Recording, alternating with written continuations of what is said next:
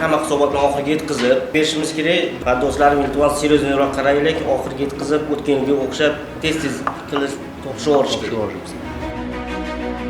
Viloyatlar ekspluatatsiya shetda, to'g'rimi? Hozir yig'layotganimiz maqsadi endi hamma viloyatga kirish chetlardan foydalanib, dardinglarni eshitib, ekspluatatsiya bo'yicha masalalarni muhokama qilish. Tam yo'llarda saqlash va ta'mirlash ishlari sifatini o'z vaqtida bajarilishi, nuqsonlarni bartaraf etish ishlari, ta'mirlash ishlari, harakat xavfsizligini ta'minlash bo'yicha bu birinchi masalamiz.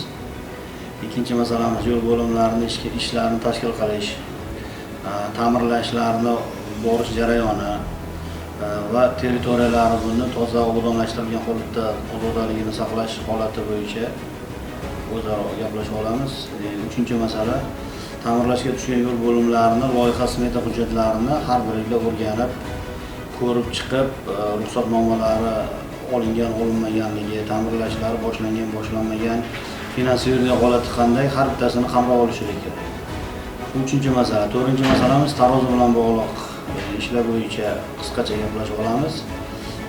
Beshinchi asosiy masala mana shu markaz tomonidan, qo'mitamiz tomonidan berilayotgan topshiriqlarni o'z vaqtida bajarish va o'zaro ketayotgan jarayonlar to'g'risida muhokama qilib gaplashib olamiz.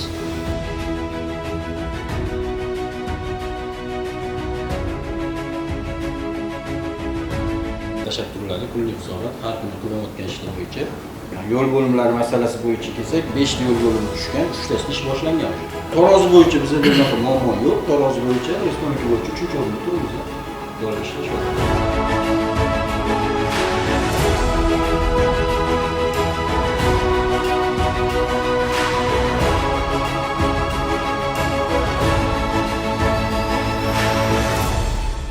Yo'l ham asralishi kerak. Asosiy masala jarima qilish emas bizda. Bizda asosiy masala yo'limizni saqlab qolish.